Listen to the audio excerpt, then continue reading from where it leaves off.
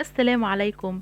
تعالوا اقول لكم النهارده اسرار المطاعم الكبيره لعمل الحمام، زي حجوجه وهرم الحمام. ازاي بيعملوا الحمام بالطريقه دي وتبقى الحمامه جامبو كده وكبيره وجميله، وازاي كمان الرز من جوه يبقى مفلفل وما يعجنش منك، وهنسويه بدون سلق. تعالوا نبتدي على طول، بس تعالوا ناخد شويه حسنات مع بعض ونقول اللهم صل وسلم وبارك على سيدنا محمد وعلى اله وصحبه اجمعين.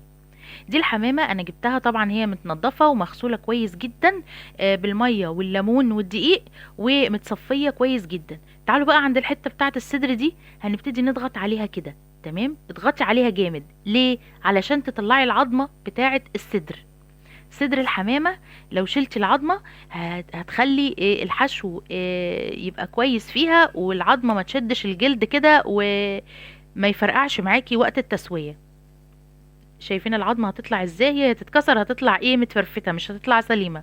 فحاولي تشديها كده واحده واحده لحد لما تخلصي العظميه الجامده دي كلها. العظميه دي بتبقى قاسيه قوي قوي، وبعدين ما تضايقكيش بقى لو انت بتحبي تاكلي الحماميه زي السندوتش كده، تمسكيها كده من اول الرقبه وتاكليها. شايفين العظم القاسي ده لو طلع هيخلي الحمامه في حته تانية. شايفين اللي خلتها من العظم غير اللي ما خلتهاش ازاي؟ تعالوا نعمل واحدة كمان.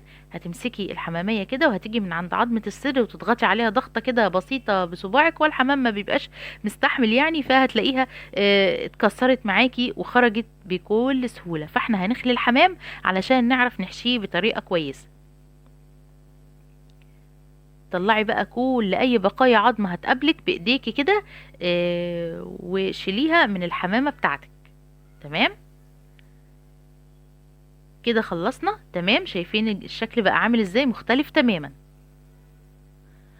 وده كمية العظم اللي طلعت من حوالي 3 او 4 حمامات. المرحلة اللي بعد كده مرحلة بقى تتبيل الحمامة. هنجيب بقى بصلاية كده صغيرة ونفرمها كده او نخرطها بايدينا بالسكينة، وهنحط عليها ملح وفلفل اسمر ونبتدي ندعكها في بعض كده علشان العصارة اللي في البصل تطلع معانا. وبعد كده هنحطها على كمية الحمام اللي عندنا، ونبتدي بقى نتبل بقى الحمام بتاعنا ده من جوه ومن بره، ويعني نحط كده عليه من كل ناحية كده، بس نسيبه بقى شوية.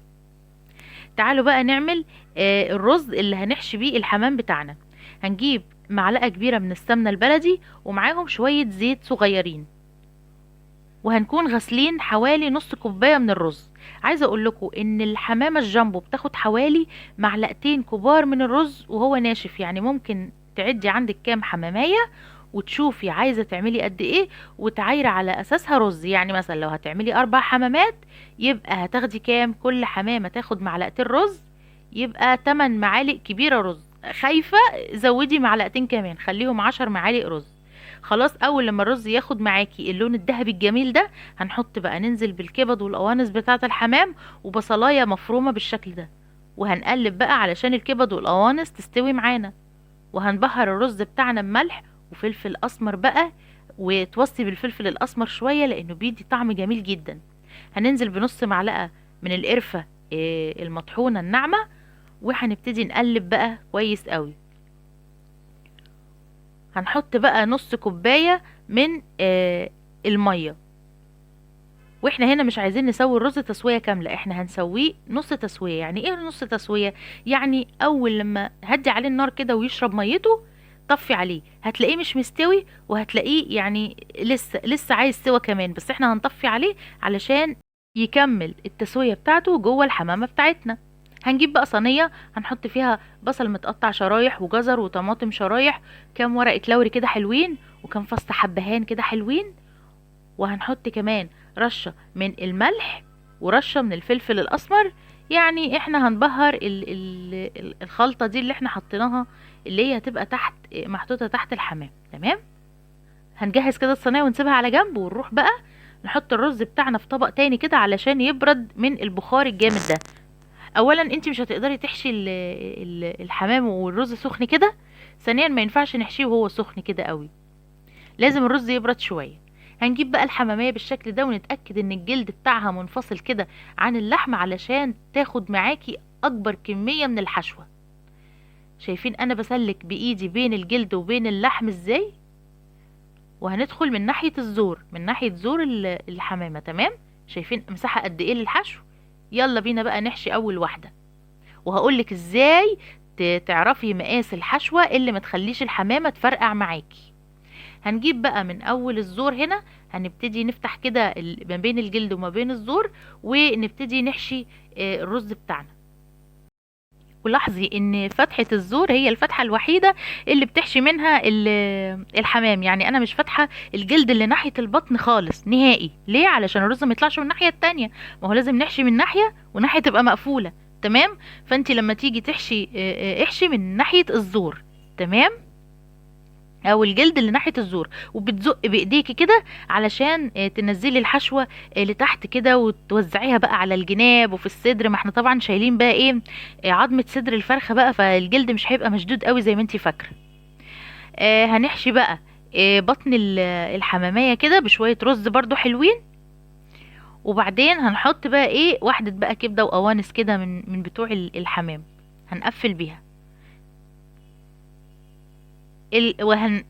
هنجيب بقى الرجلين بتاعة الحمامية ونحطها في الجزء ده كده، ونقفل بيها على الحشوة بتاعتنا.